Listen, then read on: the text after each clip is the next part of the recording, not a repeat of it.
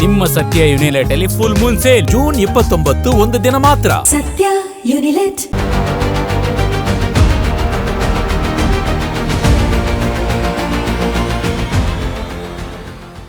ಅಯೋಧ್ಯೆಯ ರಾಮ ಮಂದಿರ ಪ್ರಸ್ತುತ ದೇಣಿಗೆ ಕಳ್ಳತನದಿಂದ ಒಂದಷ್ಟು ಸುದ್ದಿಯಲ್ಲಿದೆ.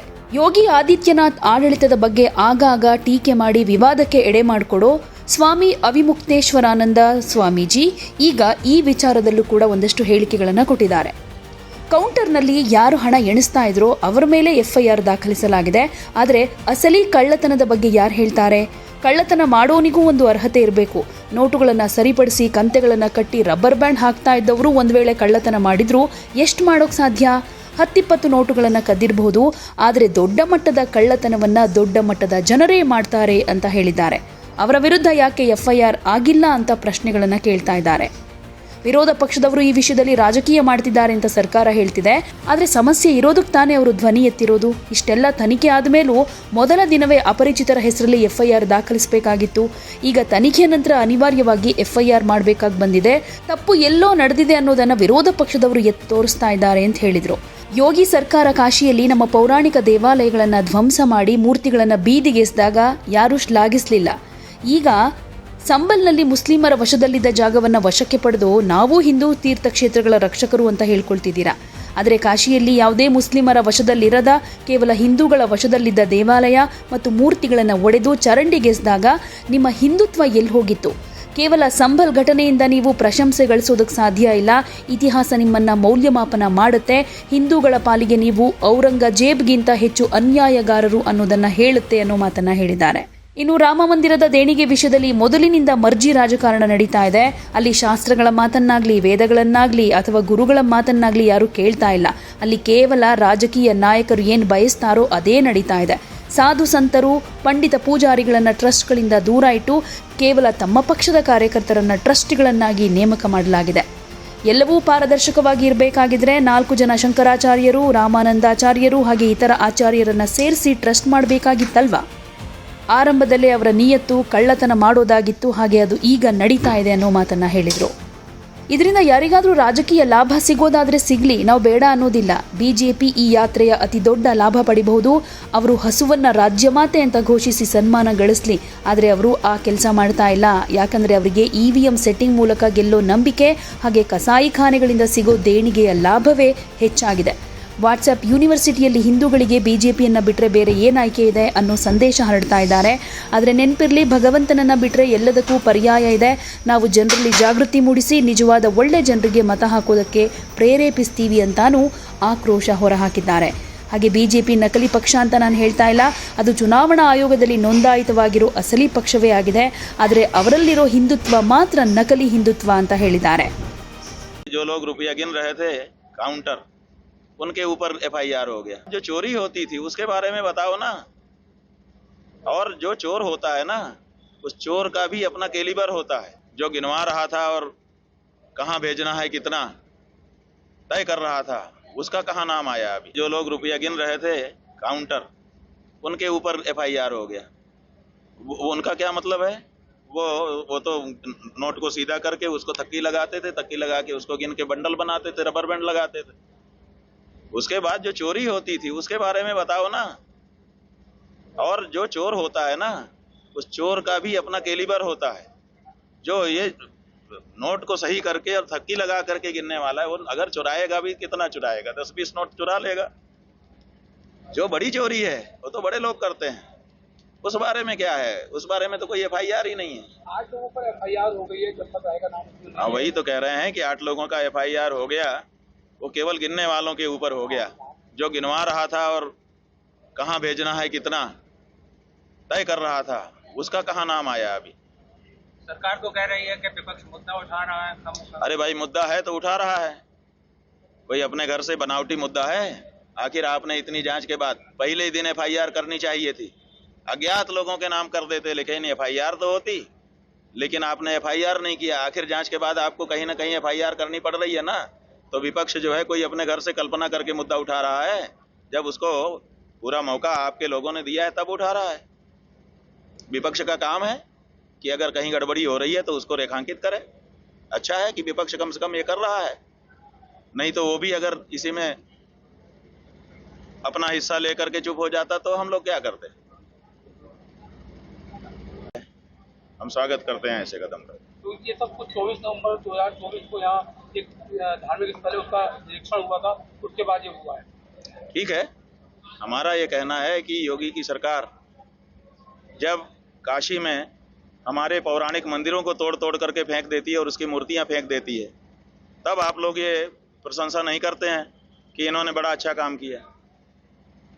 संभल में चूंकि मुसलमानों के कब्जे में है, तो मुसलमानों के कब्जे वाली चीज को आप निकाल करके कह रहे हैं कि हम बड़े तीर्थ के हिमायती हैं, और जो काशी में जो हिंदुओं के ही कब्जे में था, किसी मुसलमान का कब्जा नहीं था, वहां पे आपने मंदिरों को तोड़ तोड़ करके और मूर्तियों को तोड़ तोड़ करके नाले में फेंक दिया, तब कहां गया था आपका हिंदुत्व। आप केवल संभल से प्रशंसा पा जाएंगे, आपका आकलन इतिहास करेगा और बताएगा कि औरंगजेब से भी ज्यादा अन्यायी अगर कोई था तो आप लोग थे हिंदुओं के लिए। बोलो क्या कहेंगे 7 लोगों पर एफआईआर? हाँ जी, राम मंदिर के चंदे को लेकर क्या कहेंगे? राम मंदिर के चंदे को लेकर के क्या कहें। राम मंदिर में तो मनमानापन शुरू से हो रहा है, ना तो शास्त्र की बात मानी जा रही है, ना तो वेद की बात मानी जा रही है, ना तो गुरुओं की बात मानी जा रही है। जो नेताजी चाहेंगे वो होगा। तो नेताजी ने जिन जिन को चाहा कि ये लोग ट्रस्टी बन के वहाँ बैठे हैं और हमारी ओर से मैनेजमेंट संभालें, साधु संतों को तो दूर कर दिया गया, पंडित पुजारियों को उसमें रखा नहीं गया, तो उनके कार्यकर्ताओं का ट्रस्ट बनाया गया। आप इसी से अनुमान लगा लीजिए कि जब कहीं पर कोई नया ट्रस्ट बन रहा है, उसमें लोग अपने विश्वस्त लोगों को क्यों बैठाना चाहते हैं। इसका मतलब है कि उनके माध्यम से उनकी कुछ बातें थी कि वो अपने विश्वस्त लोगों के माध्यम से करना चाहते थे। अगर सब कुछ फेयर करना था तो 4 शंकराचार्य और रामानंदाचार्य और दूसरे जो आचार्य थे वो क्या गड़बड़ थे, उन्हीं का ट्रस्ट बना देते कि भाई साधु संत आचार्य गण आप मिलकर के ट्रस्ट बनाइए, मंदिर बनाइए। लेकिन अपने खास खास कार्यकर्ताओं को वहां पे बैठाने का मतलब ही था कि शुरुआत में नियत ही थी कि अपने खास लोगों को बैठा के हम चोरी करेंगे, तो वो हो रही है। संभल आए हैं, क्या प्रायोजन है? इस समय बंधुओं हम गविष्ठी यात्रा पर हैं। गौ माता के प्राण और उनकी प्रतिष्ठा की रक्षा के लिए 3 मई को गोरखपुर से चलकर विभिन्न विधानसभा क्षेत्रों में होते हुए लगभग 170 से अधिक विधानसभा क्षेत्रों में जाकर के अब संभल विधानसभा क्षेत्र में हम आए हैं। प्रत्येक विधानसभा में वहां के मतदाता बंधुओं से संवाद स्थापित करते हुए इस आने वाले चुनाव में गौ माता की रक्षा के लिए अपना वोट रिजर्व करने के लिए हम उनको प्रेरित कर रहे हैं और लोग संकल्पबद्ध हो रहे हैं। यही काम संभल में भी अभी जनता के साथ हुआ है। यहाँ पर भी लोगों ने बड़ी संख्या में गौ माता की रक्षा के लिए ही आने वाले चुनाव में वोट देने का संकल्प लिया है। हाँ जी, ये तो यात्रा कर रहे हैं आप और 27 में चुनाव है, तो इसे छोड़ के कहीं राजनीतिक लाभ देने के लिए किसी को तो नहीं कर रहा। ऐसा है कि राजनीतिक लाभ किसी को लेना हो तो ले ले। जब नदी बहती है तो ये थोड़े रोकती है कि कोई पानी मत भरो, भर लो, राजनीतिक लाभ ले लो ना। हम कहते हैं भाजपा हमारी इस यात्रा का लाभ सबसे ज्यादा ले सकती है। वो गाय को राज्य माता घोषित करे और अभिनंदन प्राप्त करे, तो वो नहीं ले रहे हैं क्योंकि उनको राजनीतिक लाभ, वो सोचते हैं कि हम तो ईवीएम सेट करके कर लेंगे, यहाँ से जो स्लाटर हाउसों से चंदे का लाभ है वो पहले उठा लें, तो इसलिए वो नहीं ले रहे हैं। अगर कोई दूसरी पार्टी इसका राजनीतिक लाभ लेना चाहती तो हम मना कहाँ कर रहे हैं। लो, हर पार्टी लो, भाजपा भी लो, लेकिन लेने की गरज तो हो तुमको। वो अब इस स्थिति में चले गए हैं कि हम गाय काट काट के बिकवाएं, माहौल दें, उसके बाद भी हिंदू जनता के पास विकल्प क्या है। व्हाट्सएप यूनिवर्सिटी में घूम रहा है कि हिंदुओं के पास विकल्प क्या है, माने हम जो चाहेंगे वही करेंगे, फिर भी हिंदू हम ही को चुनेगा।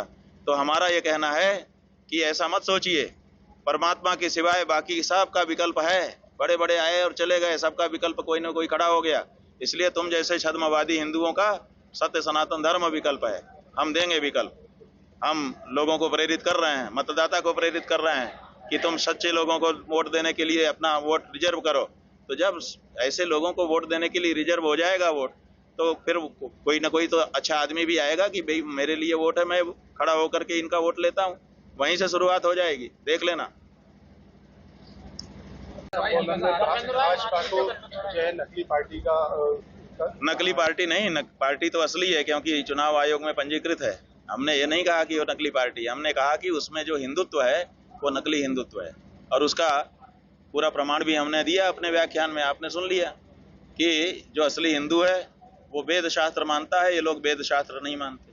असली हिंदू जो है वो गुरु मानता है, ये लोग गुरु नहीं मानते।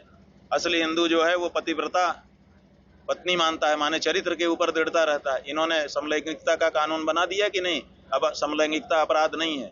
व्यभिचार, एडल्टरी, उसका कानून बना दिया कि नहीं? अब वो व्यभिचार भी जो है अब गैर कानूनी नहीं है, माने अपराध नहीं है। तो ये सब छूट क्या हिंदू दे सकता है? क्या हिंदू संस्कृति के अनुरूप है ये सब? तो जब हमारे हिंदू संस्कृति के विपरीत आप एक के बाद एक काम करते चले जा रहे हैं तो हम आपको नकली हिंदू कह रहे हैं, क्योंकि आप नाम हिंदू का लेते हैं कि हम हिंदू पार्टी हैं, हिंदू पार्टी हैं। अरे आप तो वहीं नकली हो जाते हो जब आप चुनाव आयोग में जाके शपथ पत्र देते हो कि हम धर्मनिरपेक्ष पार्टी हैं, हमें पंजीकृत करिए, और जब पंजीकृत हो जाते हैं तो बाहर पब्लिक में आके कहते हैं हम हिंदू पार्टी हैं।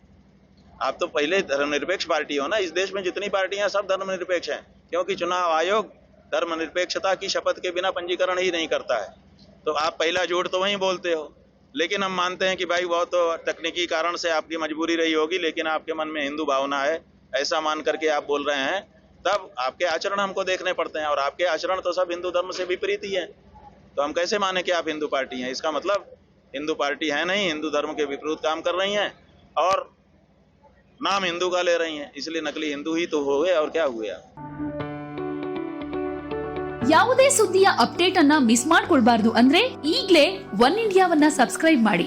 ನಿಮಗೆ ಬೇಕಾದ ಭಾಷೆಯಲ್ಲಿ ಎಲ್ಲಾ ಸುದ್ದಿ ತಿಳಿಬೇಕು ಅಂದ್ರೆ ಒನ್ ಇಂಡಿಯಾ ಆಪ್ ಅನ್ನ ಡೌನ್ಲೋಡ್ ಮಾಡ್ಕೊಳ್ಳಿ.